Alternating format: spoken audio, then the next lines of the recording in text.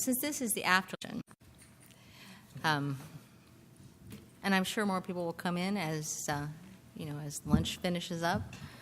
But I think I'd like to go ahead and get started just so that I can give my piece, and then we can get on to what's the interesting part of this. So there's nobody from the California Actual Registry in here, but if they were, I'd say thank you very much for putting a really good conference together. I hope you guys have all enjoyed it. There's too many interesting sessions. I've been having a hard time figuring out which one to go to. And it's really a pleasure to be with this particular session because it's really the impact and power of the business community. I'm Janet Peace. If you haven't figured that out, I'm the moderator for this session. With a little think tank in Washington, D.C. called the Center for Climate and Energy Solutions. And when we were established back in the day as the Pew Center on Global Climate Change, we were set up to work with companies. And it was important back then, and I think it's even more obvious today that working with the corporate community is important. If we're going to get to the 1.5 or 2 degrees Celsius that scientists say that we have to get to reduce emissions and keep us from going over to 1.5 to 2 degrees, we're going to have business engagement and business leadership. And just to give you a little context, and you probably have heard this before, but if you think about how we're going to get to that level of reduction, that's an 80% reduction. If we're going to get there, we're going to have to make some major cuts, right? So there's a lot of scenarios, a lot of different ways to do that, but almost every scenario that's looked at how we're going to get there has said, hey, we have to almost decarbonize the electricity system. 95%. And where we are today, we're about 30%. So we have a long ways to go in our electricity sector. Those scenarios also say that by 2050, 7 of 10 new cars that are sold have to be electric.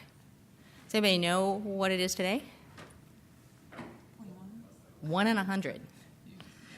And the entire existing building fleet needs to be retrofitted.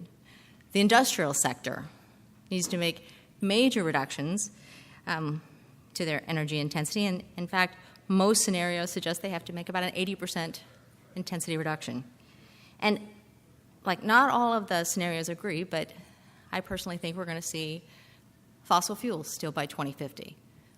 But to get to that 80%, those fossil fuel emissions are going to have to be captured and stored, whether in a product or underground. And so I think you can see all of those different changes are going to take a lot of money. The International Energy Agency says that we're going to need $3.5 trillion with a T worth of investment every year between now and 2050. Think any government in the world, even if they combine their resources, is going to be able to fund that? No. The majority of that funding, is going to have to come from the business sector. And so the bottom line really is that we can't solve our climate change challenge or our energy transition. We just can't without the engagement of businesses like what we have on this panel.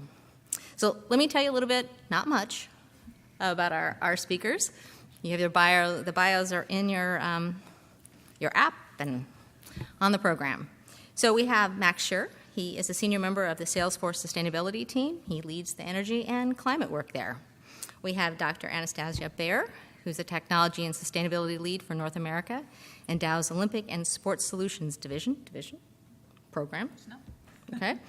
And finally, we have Ted Flanigan there at the end, who's the president of EcoMotion, a consulting company who works with companies, with universities, with cities on sustainability solutions. So how we're going to do this, I've asked each one of our speakers to say a little bit about how their company or project they're working on really makes an impact on the climate issue and why they think it makes an impact. And then after everybody has a chance to say a few words, then we have a little conversation. But I want to make sure that we have enough time to have questions from the audience, too, even back there in the back. So, Max, why don't you get us started? Sure, happy to. Everyone hear me okay? Cool. So thank you for the introduction. What's interesting about that introduction that probably most people don't recognize is that in most companies, most folks in my role, well, there aren't most folks in my role. Most folks are either focused on renewable energy procurement in a company, or they're focused on climate change broadly. Very few are focused on both and get to think about both these issues. So I'm going to talk a little bit about Salesforce's commitments, and I'm going to ignore the prompt a little bit and just kind of air a little bit of dirty laundry and tell you a little bit about how I think about the contradictory nature of our 100% renewable energy target and our carbon neutrality target, because they're approached both a little differently, but they're regarding the same emissions overall. And a lot of what Salesforce is trying to do right now is help create a conversation in the industry about what we can learn and apply from each of those kind of different groups, which are very separate usually in my world. If you don't know, Salesforce is a cloud-based customer relationship management platform helping with sales and marketing and all sorts of things. If you want to know more, you can Google it, but we're a big tech company in San Francisco. I'm very happy to work there because we actually were founded with an ethos of like doing good while doing well. In general, this lends itself pretty easily to focusing on climate as a major issue for the company to take on and help tackle with our influence, with our resources, and within our own operations. So I put this up here because there will be a part of this that's all about questions, and you might want to ask me about some of these other commitments that we've made around climate action. We're engaging our supply chain. We're trying to do much more around policy advocacy. We have we have a impact investing fund actually that is trying to give $10 million to climate entrepreneurs before the end of our fiscal year 2022 actually. And I'm happy to talk about all those things. They're awesome. I think those three in particular are probably what I would ask every company if they were going to do something to do. Maybe you can't do the impact investing one, but if you can advocate and you can engage your supply chain, that's probably going to have an outsized impact to addressing your own operations. But kind of right now, where we're mainly focused is this net zero, carbon neutrality, and renewable energy work, and that's really day-to-day what a lot of my time is spent on. And here is where my slides get way worse right after this. So I'm going to pause here for a second and say a couple things about the first two.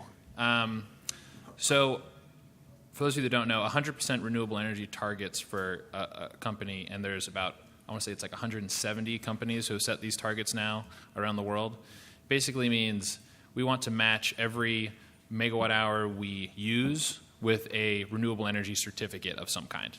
So that would be reaching 100% renewable energy would mean over the course of a year, we have procured enough renewable energy certificates, right? It's on actual electrons, to match our use globally.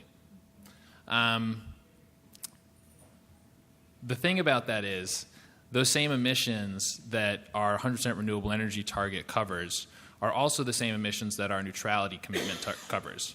So our neutrality commitment, and all of these, of course, I say, it starts with efficiency, it starts with, thoughtful design of your operations, all those kinds of things. But at the end of the day, you have some emissions left. And you can do a couple things. In my world, you can purchase renewable energy, or you can purchase carbon offsets for the same kind of emissions as a way to, drive an internal price on carbon. I see a lot of value in it in helping some of our efficiency and other efforts as well. But those both address the same emissions overall. So what happens is when you reach 100% renewable energy, you've essentially said all of my greenhouse gas emissions from my electricity are nullified, and I no longer have to buy carbon offsets for those. Now, that means a couple of things which I think are interesting, and some of the things that we're going to focus on, and again, this is where my slides get way worse because I did them this morning, so take this with a grain of salt. But basically what you're saying when you've reached 100% renewable energy, you're saying I have reached carbon neutral electricity use, which is saying for every amount of greenhouse gas emissions my electricity caused, I cause an equal reduction in greenhouse gas emissions through my renewable energy purchase. And you're all, carbon finance people probably in some way. So there's an additionality claim in there of sorts. You're saying that, you are responsible for that. You're also saying that that renewable energy credit, the renewable energy that was generated to generate that credit, reduced an equal amount of emissions to what you caused. So an example, we have an office in San Francisco. Some of you may have seen it. It has a certain emissions profile over the year based on what the actual load profile of California looks like, right?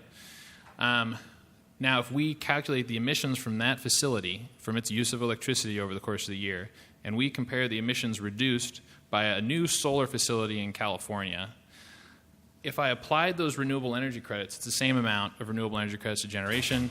Now I have nullified my electricity use.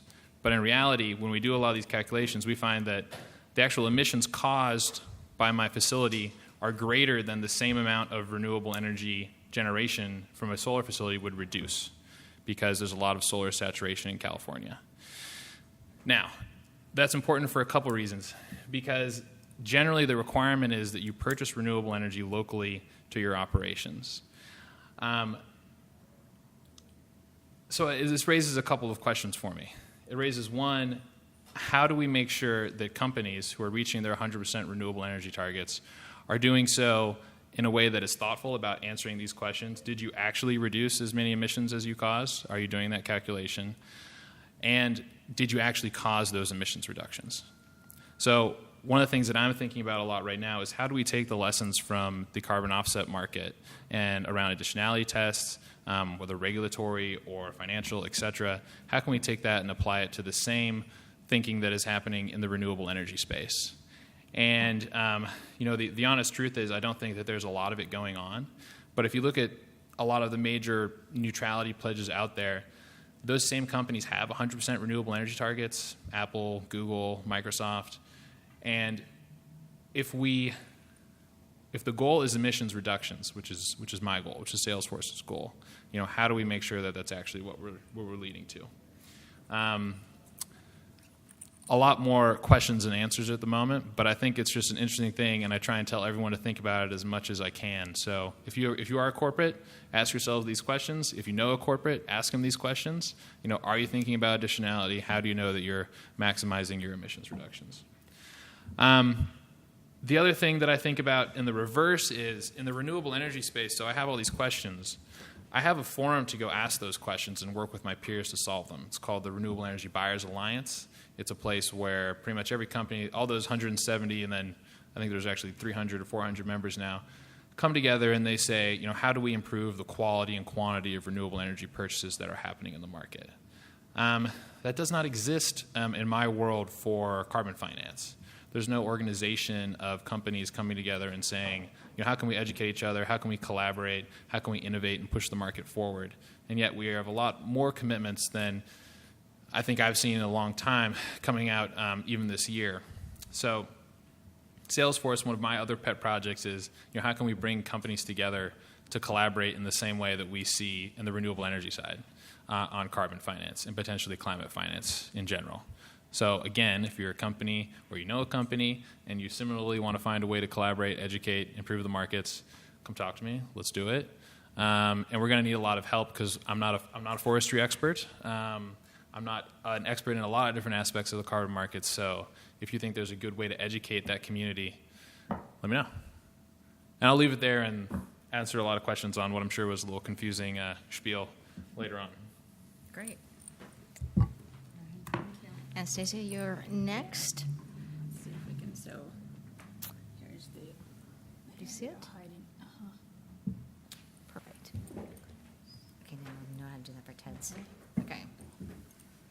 Perfect. You can sit okay, or you want to sit here? Yeah. Okay. Well, we don't need that. No, I'm good here. Okay. Well, good afternoon, everyone.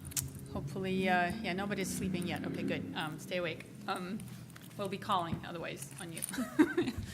I'm actually going to this is good what Max ended on the call for collaboration. I'm going to pick up a little bit and show one example as we are at Dow are using some of our sports assets. So you would ask, well, what is Dow Kymco to do with sports marketing? But yeah, that's kind of where we're using the sports marketing tools and some of the assets we have in there to drive exactly that. We're trying to be a company we sit way far in the upstream in the value chain, right? We make fufu dust that goes into all sorts of bunch of products down there, including our solar panels and the wind turbines, right? We enable all that, yet a lot of times we find resistance in the value chain and in switching to more sustainable solutions. And so what we saw, I don't know how many of you have seen some, I'm a chemical engineer by training, so I'm definitely into technology of various kinds, not just IT. But really, this was the McKinsey waterfall curve right on the GHG abatement curve a while back came out. And the idea of it is that everything that's with a negative sign in there should, in theory, be adopted because economics are more favorable, right? And you see things like insulation in there and better forestry management and all sorts of, it's a spread of technologies that are easily available, economically feasible. However, and then there's the right side where, you have to, the theory of the whole carbon offsets and carbon cost was that, okay, well, if we apply that to those technologies, then it will make them a little bit more economically feasible, right? But the idea is that you need to have some incentives to make that happen. Well, in reality, what we noticed being where we are in the value chain was that even that left side was not being adopted as heavily as it should be, right? So it's your non-sexy technologies. We're not talking photovoltaics in here and wind farms, right? We're talking insulation on the buildings and better glazing on the windows, right? And better construction practices to begin with. It's still not happening, so that it seemed like it still needed a little bit of a activation barrier to overcome, the way chemical engineers like to think about it.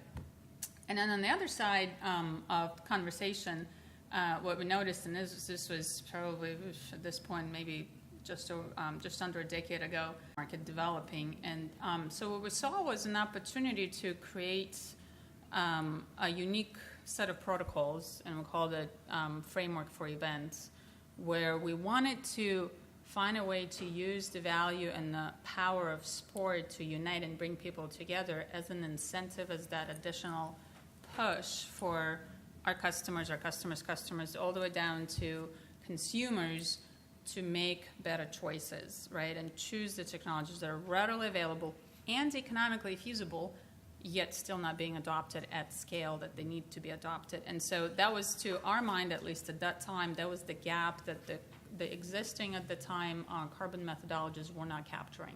They were focused heavily on the economically not feasible type technologies, leaving a lot of both carbon and money on the table by not focusing on that other bucket. And that's where we approached Olympics as one of the gorilla in the sports category, right? So that's a global brand, very recognized. It's also has always been and still continues to be the brand that leads the sustainability agenda amongst all the other sports entities. And what we've proposed to them is to, in essence, combine forces and allow us to use access to their brand and transfer that to our customers in exchange for our customers giving up their carbon reductions that they would generate by installing our technology, or our customers, it's always customers' technology. We don't own final technology, right? But in essence, our customers would install the technology, we would take it and quantify the credits, so we do all the due diligence that you would do for being able to register carbon offsets. Really, and Max kind of pointed on that as well, where the idea in here is that we're not going after the entire footprint of the games or whatever footprint we want to use. It's always that delta that you just can't avoid, right? It's from organizing committee, they try to minimize their footprint to begin with, and they do everything they can, but there's always this unavoidable chunk that requires offsetting or mitigation. And starting from Sochi Games is when we pitched this program first time. They were first games, I believe, that set very aggressive goals around their own version of carbon neutrality. And had no clue how they were going to do that. And so they took on it. They accepted the offer. We've become their official carbon partner. Then we repeated that for Sochi, for Rio Games, and now we're the official carbon partner for International Olympic Committee. So we have ability to do projects globally, not tied to.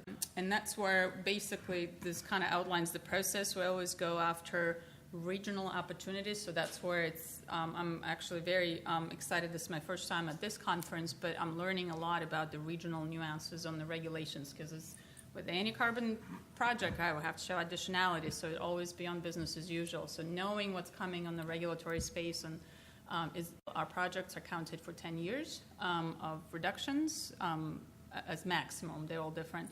And so knowing that, say, in 5 years there's going to be a regulation in California on blowing gas, switch, right? It just makes it a no-go, even if we do have a good technology. So things like that. So we definitely follow a very good process, and just as a little last bit, the total impact we've had so far with the program, in my opinion, is not little.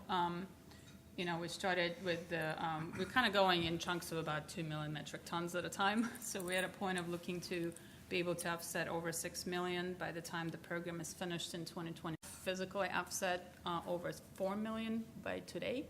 Oh, actually, the report was last fall, and we continue to count.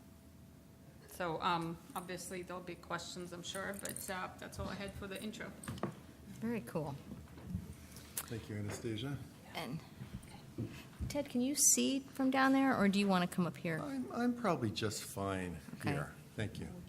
Appreciate it.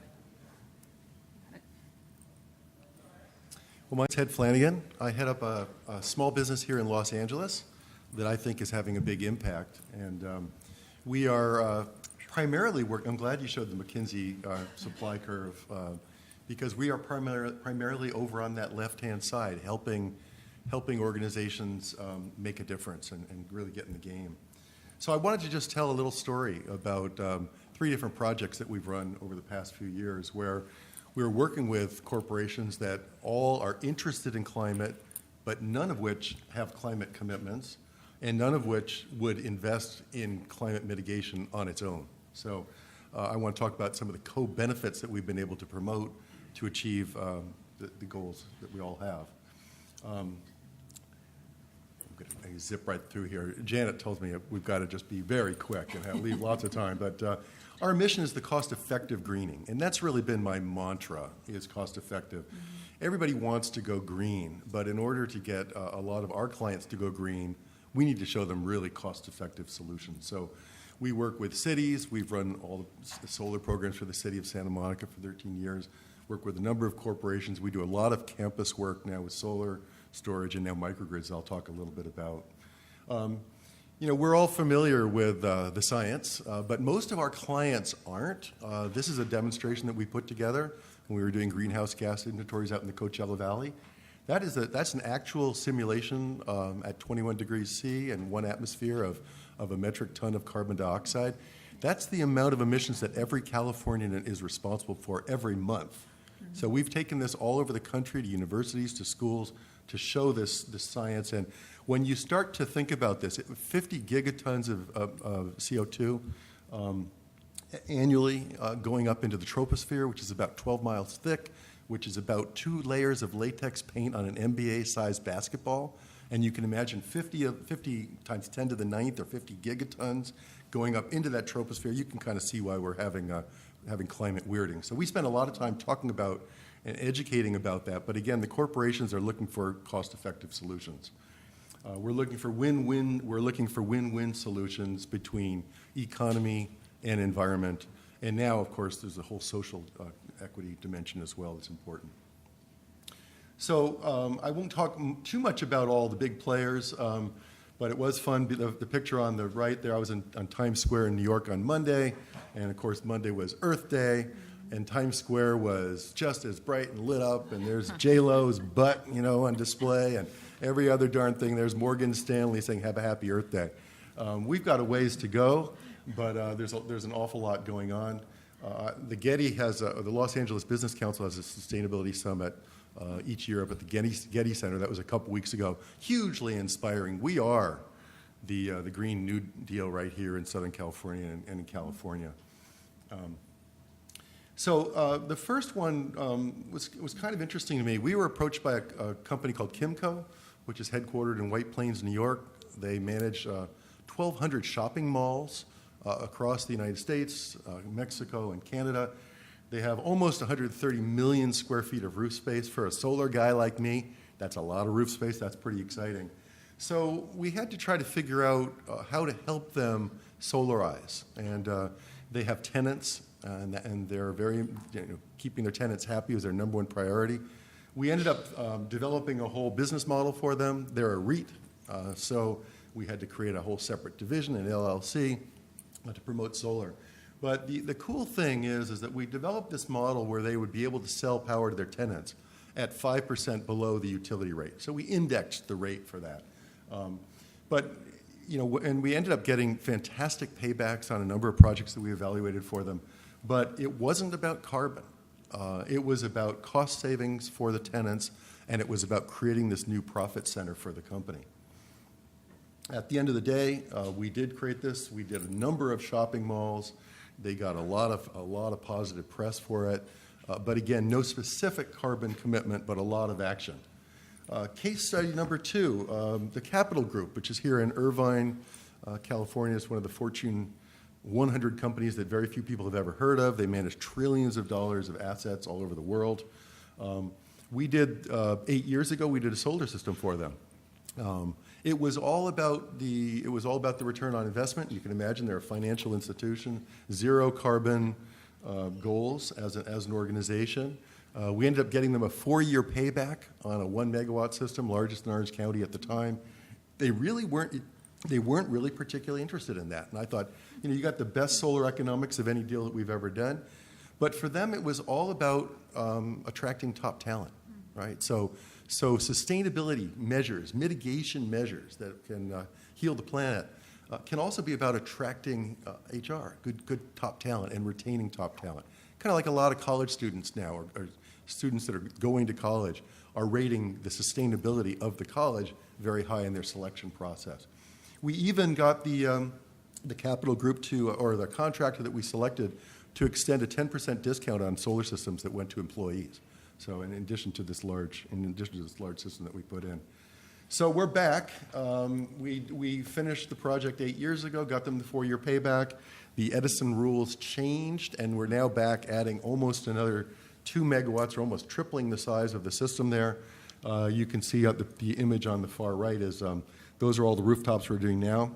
7 more rooftops with solar, getting them a 7-year payback. But again, for them, it's not about the payback. It's about keeping their employees, very well, very comfortable, very, very proud of their organization. Another one that was kind of interesting, we work with a Cathay Bank, which is headquartered here in El Monte. It's a Chinese bank. And they wanted to put in a solar system. They've been approached by a lot of solar companies. And we ended up selecting the company for them, working on this project for them. Kind of about a 6-year payback on a large solar system. But really what the chairman of the bank said intrigued me. He says, well, Ted, we've covered 380 out of 400 parking spaces. So I think that my employees are going to come to work early to get shade, right? And he calculated if everybody came 10 minutes earlier, what that would do for the productivity of his organization. And that was his motivation. And in fact, it does happen. He said it's true. People are actually coming early. Nobody wants to end up having their car parked out in the shade. So we did the project with them. We've also now, the bank is so interested in sustainability that we actually developed solar lending products for them. The bank is offering PPAs for solar projects for their customers, and we have solar lending for residential customers as well. And you can see there's the construction. Kind of just an aside, you see the posts that are holding up the solar ports there on the left image. Those are called earth screws. A big crane comes in, and just like a big screw, it screws into the ground, 8 feet into the ground, with a 1 degree of tolerance on all sides there. But the bank is very proud of what they've done. Their customers are proud of what they've done. And it was really all about keeping their employees happy and feeling very positive and getting to work.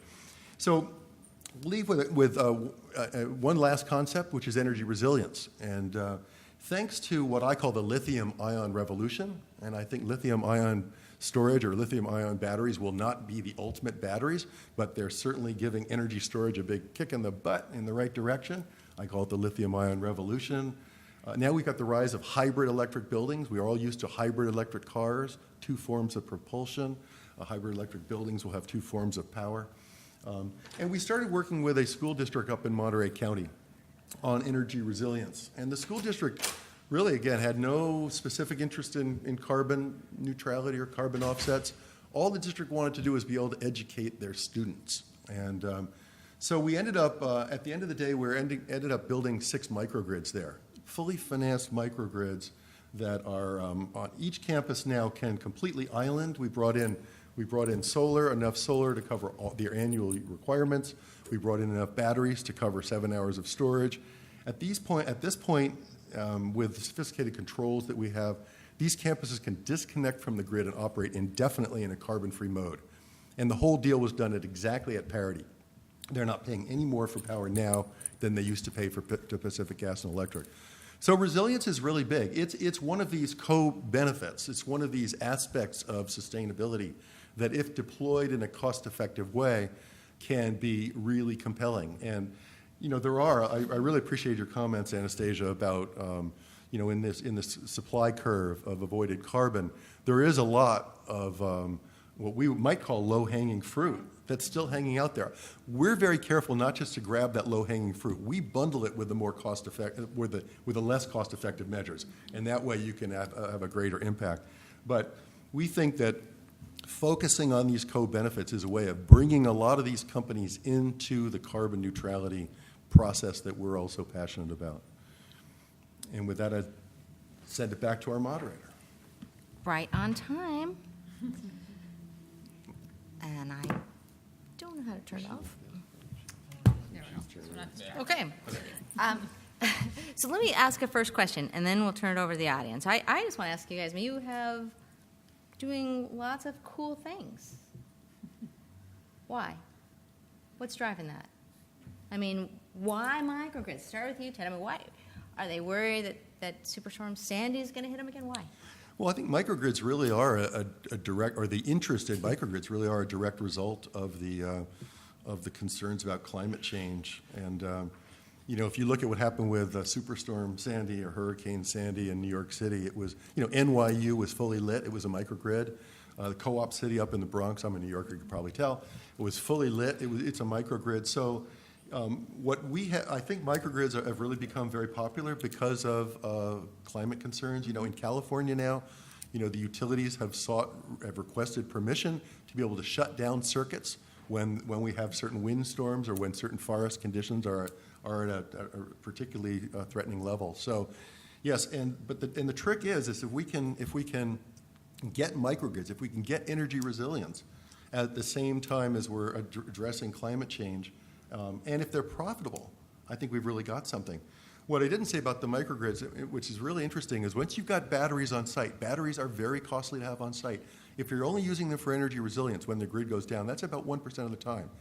If you're using them for peak clipping on your demand, you're using those batteries about 5% of the time. But those are expensive assets. In the future, all of the batteries that will be in our homes, in our hybrid electric buildings, all the vehicle-to-grid opportunities with electric buses and electric vehicles, those will all be playing into different markets. They'll be playing into utility demand response markets. They'll be playing into the ISO, and they'll be providing ancillary services, the same services that have always been provided by the grid. So there really are, at least in my business, there really are win-win solutions that are really exciting, that are taking advantage of both this interest in climate, or this concern about climate problems, and also taking advantage of new technologies. But we're finding new ways of doing that profitably, and that's really rewarding. Max, Sure. 100, carbon neutrality, why? Yeah, I think we're one of the most overcommitted companies. There's a lot of them out there. There was an article a little while ago about kind of all the commitments that companies could make, and we were like the one that had done all of them. Science-based targets, too? We're science-based targets, Okay. too, yeah. Yep, And I'm actually okay, not yeah. necessarily proud of that, because it's like a lot of different things that get to one overarching mission, and that's probably just what EV 100? we haven't signed on to Okay, EV 100 just yet. checking. Yeah, Okay. that's one. It's on the list. Yeah, why? I think my answer is pretty short.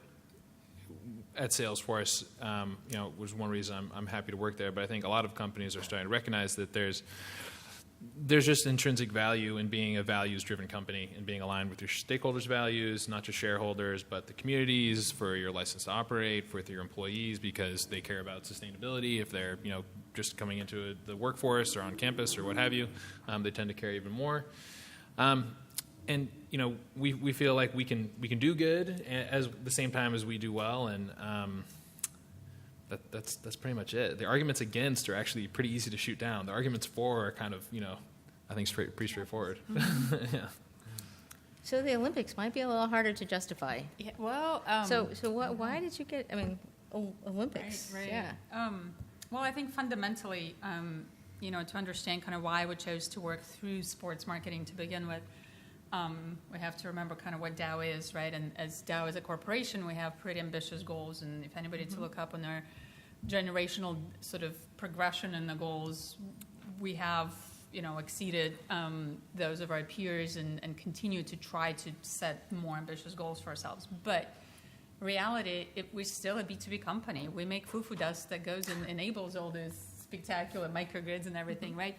But how do we take credit for it, right? I mean, ultimately, we still have the 35 million ton of CO2 emissions just for Scope 1, Scope 2, because we have crackers, right? But they are the necessary evil to be able to enable the savings in the value chain and in the use phase, right? And that's where some of the groundwork that led to our relationship with the Olympics was laid from this idea of handprint footprint ratio that came out of, I think it's the guy in MIT, right, at some point coined that phrase, handprint. But the idea is that, there is an energy input that has to go into making something possible. What's the value? Is it positive? Is it negative? And so we kind of started unwinding that idea, and that then led us to, well, how do we go with that idea to our customers, right? And our customers. And so really the fundamental reason why we're doing what we're doing is that we just can't do it alone, right? We can only squeeze so much efficiency out of our crackers. That's just the reality of where the technology is. And there are certain initiatives. We have the, clean energy purchases and all that good stuff. It's just not going to be enough. We have to engage a value chain. We have to, and being innovation and materials company, we have to be able to also advance adoption of that innovation. And that's really where we come in, helping advance and promote that. Expected Max to talk about the handprint footprint. I'm really glad that you brought it up, though, with making products that help other people reduce their emissions. I think that's important. And there's a question right here. Why don't you go? 6 questions for each of you already. 6? Maybe just try, there's others. One at a So time. we can come back. Okay. We appreciate all the questions. The big balloon is awesome. I think the biggest challenge with climate Could is you just... introduce yourself, too? Sorry. So, Introduce my name's yourself. Matt Haffenreffer from Boston. I work with a group that's trying to visualize and measure carbon offsets for Terrific. different types of organizations. So the challenge, and one of the biggest challenges I think that the root cause is a magnitudes issue. People don't understand things when they have a lot of zeros after them. Mm-hmm. That ton of CO2 is something anyone in this room can picture in their head. But what I thought was interesting about what you said about driving, finding the overlap where it's profitable for a business, it's sort of the young generation of employees creating implicit cost benefit by saying we're not going to work there if you don't do something. So if that's one of our paths forward, which is what you're doing is the right thing, it's unfortunate that's one of the educate more effectively more people so we can create those demands. Right. That's a good question. And I'll just say, that ton, what we call it the emissions time bomb, we've taken it all across the country and been on lots of campuses. And that you're just looking at me kind of asking that same question. How do we, we all know the climate science, we get it. It was sort of horrifying this morning hearing Craig and others talk about, what dire straits that we're in. But we just go right back to the elementary schools, frankly, and we're educating these kids about this matter and this big invisible matter that So looking at groups that want to scale the dissemination of that information, like that idea is so powerful. Why? Yeah, and there's a group in the UK called Carbon Visuals that I've always been very impressed by because they've tried to take a city like Manhattan, and if you took all these tons, if you look at the annual carbon footprint of Manhattan, and then you just dump that on the city, and they've come up with all these visuals like that. It's I think it just takes it takes an army of ideas and people that are out there spreading the word and just neighbor to neighbor.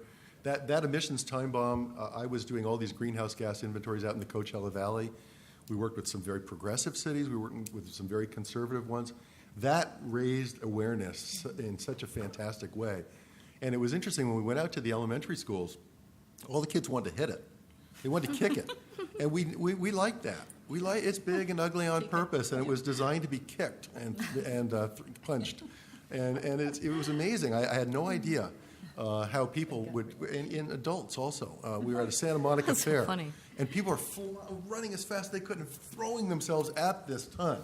And it was this fantastic metaphor of just sort of this built-up anger and how can I really address climate change and smack it right in the face.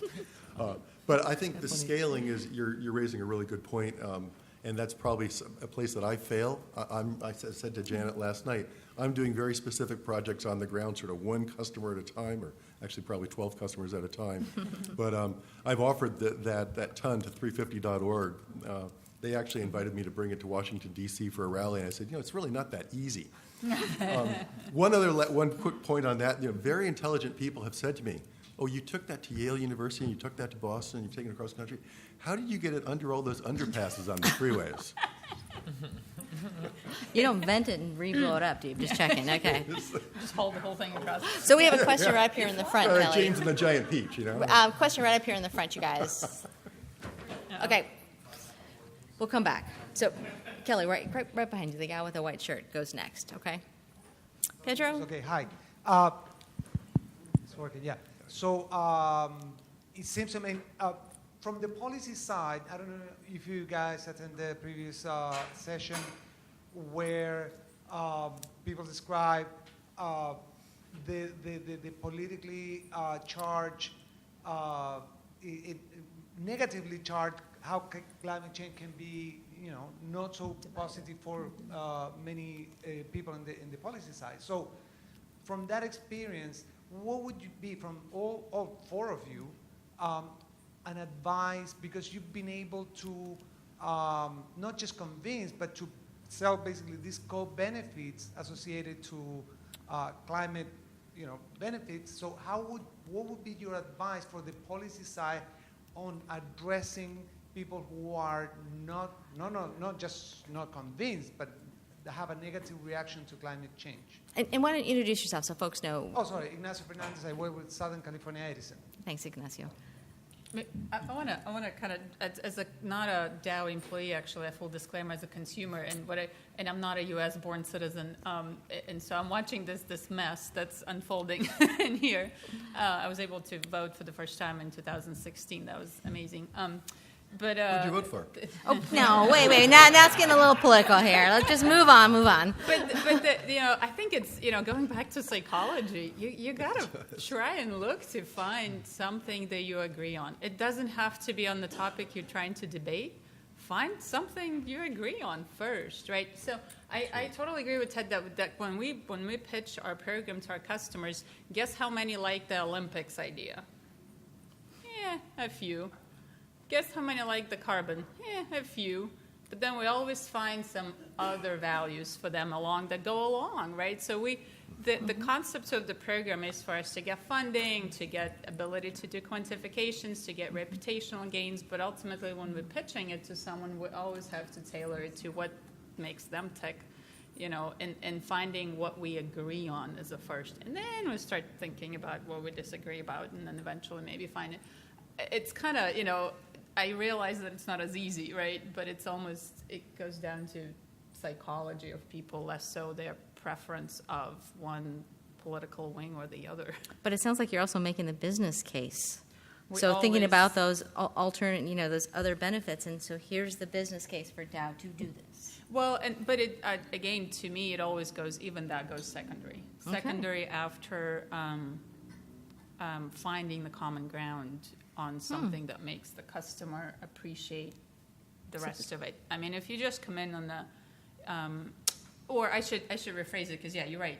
The business case for the customer. So we're always looking for the business case for them, right? Not like trying to convince that what we think is the value and that's the main value. You should listen, right? No, you kind of have to go after what they consider to be the value. But easy, right? How'd you make the case? How'd we make the case? I mean, it was easier than most, so I don't think we're the best example. But there are always individuals who, in any organization have different points of view. I think I'll come back to that. I mean, from the policy perspective, because we are trying to do more policy advocacy, and the approach you take in different areas of even this country, let alone internationally, is very different. I think it's largely about understanding exactly who that audience is, which of course is not that surprising, but understanding that there's probably something within what you're trying to accomplish that they're already trying to accomplish, whether it's health or economic growth. A lot of what we think about is how we can use our economic growth for a region to help incentivize additional renewable energy, for instance, or talk about the health impacts that are happening from fossil fuel generation. Once you identify what those are, something that can be very useful is asking for help. I think what I see a lot from my peers often, which doesn't work, is going in immediately adversarially with your local utility or with whomever. But I mean, there's a psychological, reasoning behind asking for help from your enemies. There's a basic behavioral. It's impossible to hate someone and help them at the same time. And there's probably something in what you want to do that they also want to do that you can ask for help on. I want to improve the air quality for your constituents in your region. That's pretty hard to say no to. And then they say, okay, how? And I say, well, I'm working on this, you're working on this, let's work together. So that's generally how I think we can be more collaborative, and reaching across the aisle is maybe a step beyond that. But even in areas where maybe some values are aligned but action isn't being made, you can push things over the line. In an organization, like how do you build support? It's very similar. We had folks who initially when we were bringing some of our first renewable energy contracts to the floor, were just very I wouldn't say they were totally against it, but they definitely weren't supportive.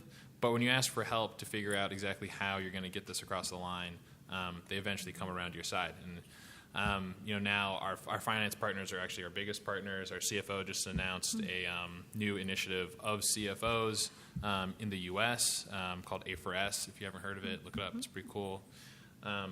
And our finance team our SEC reporting team actually is our biggest, some of our biggest advocates in the company. Disclosure. Ignacio, next year you're going to be up here on this panel. Question over here in the white.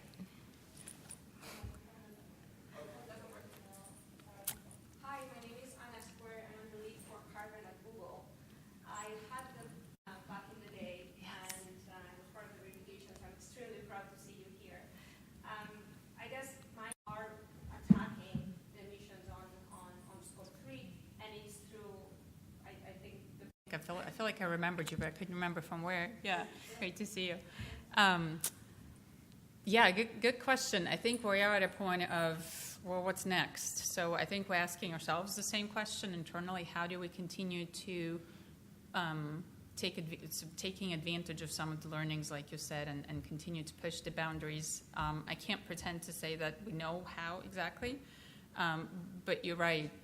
There's a lot of, and for us, again, where we're in the value chain, Scope 3, our own Scope 3 is humongous, of course, and, there are certain initiatives that people are trying to do, but then the value chain, it's not even being thought of by a majority of our direct customers. So for us, one of the places, and again, that's unique potentially to where we are as a company, but what we found helpful both through this program with the Olympics and just by businesses, it helps to partner and, like Max is saying, ask for help with brand owners. And that's where sports also comes very handy, because those are the entities that tend to sponsor sports in general, right? And combine forces and use brand owners as your spokespeople and drive change at their level. Because ultimately, it's we as consumers really have the mass power, right?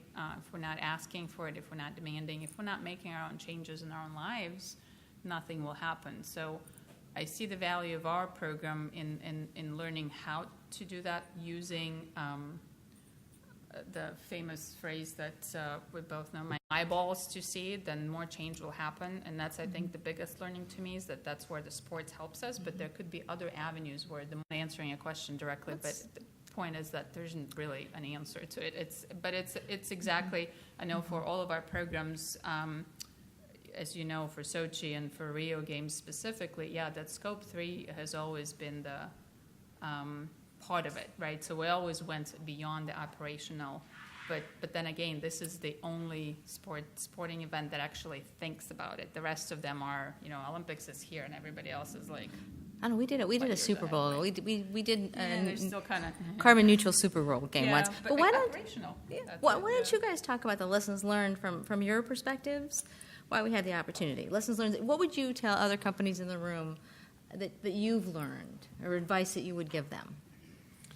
Well, I'll just take it back sort of down to the project level that I work on, and that is that they're usually surprised about the opportunities that they have.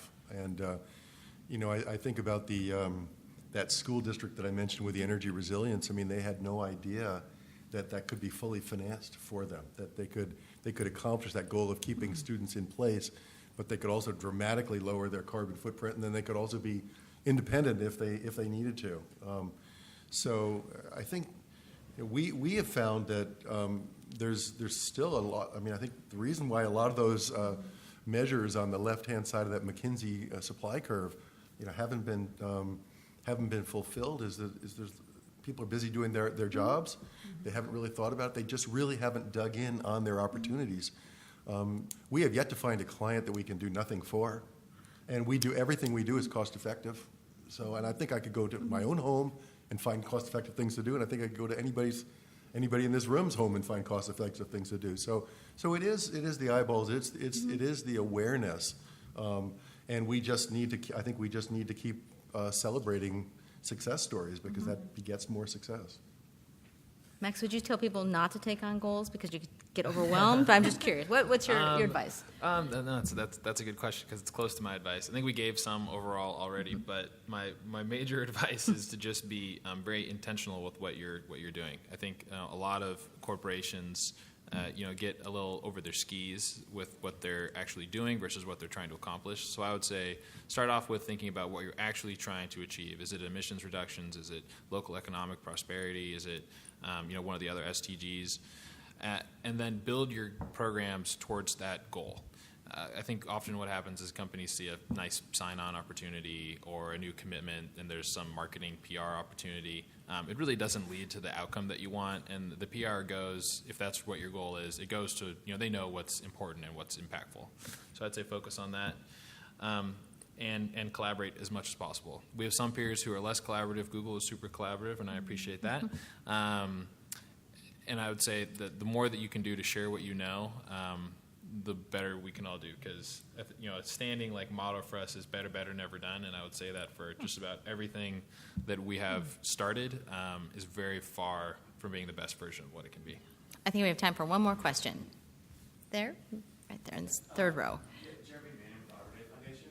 I think we were talking a lot about avoiding emissions. Solutions.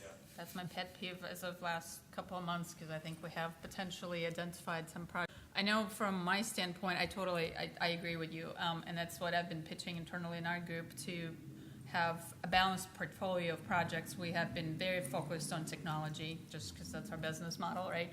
But at the same time, to your point, we're just avoiding, right? We're not sucking it out of the atmosphere actively, well, at least not yet. And so I've been a big proponent to develop carbon projects with our Olympics funds and everything around the ecosystem. And it helps that Dow does have a nature goal amongst our peers. I think we're the only one where we have a monetary goal assigned to ecosystem services of $1 billion until 2025 of balanced act that way. So I'm hoping we can do that. If everybody thinks happy thoughts, and for that to happen, we were looking to work actually with CAR and Restore the Earth Foundation on that, and hopefully we'll make it happen. And Really excited about innovation and technology and this whole notion of nets, negative emissions technologies that we're just starting to really see a lot of research on, and we're starting to see some really, really clever opportunities for sucking carbon dioxide out of the air, things that seem crazy to us. Probably just as crazy as cell phones seemed to, several generations ago, or television or airplane travel or whatever. We have that all in our future, and it's going to be kind of exciting. But I just bring it right down to today, with the projects that we do, we're bound by state law or by state regulations that even if I've got a site that could do a lot more solar than they need, we're limited. We can't interconnect more solar than offsets that site's entire annual load. So policies have got to change. We all have to, there's things that need to happen right away. And solar is just one piece of the whole sustainability puzzle. But I could list 10 different ways that I could change solar policy in California so we'd have a ton more solar in California. And anybody who's got a lot of land, there's a lot of warehouses out in East LA and out towards San Bernardino that don't have solar systems on them, and they're generally unconditioned warehouses. They have no load, like they've just got some lights, right? And that's about it. And so they've got a big, huge roof that would be perfect for offsetting somebody else's emissions or what have you, but they're not allowed to do that. They're not allowed to put more solar up there than just their load. So all those, there's policies that probably right across the board with all the materials, all the resources, things that are short-term that need to be changed to achieve these goals. And what we're doing with distributed generation now, distributed storage, localized generation, has so many more values in terms of resilience, in terms of jobs, in terms of cleaning the air, and our hands are being held by policies. So, yeah, I think there's going to be, as we get out there, and certain businesses are not going to be able to offset their entire footprint. They're just not going to be able to.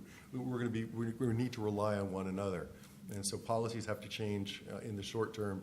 And then again, I think we have there's a lot of things that we can look forward to. There's going to be negative emissions technologies, I'm sure, that we can't possibly envision right now that are going to get us through this crisis. The cool thing about nature-based solutions is it's not just about mitigation, it's also about resilience.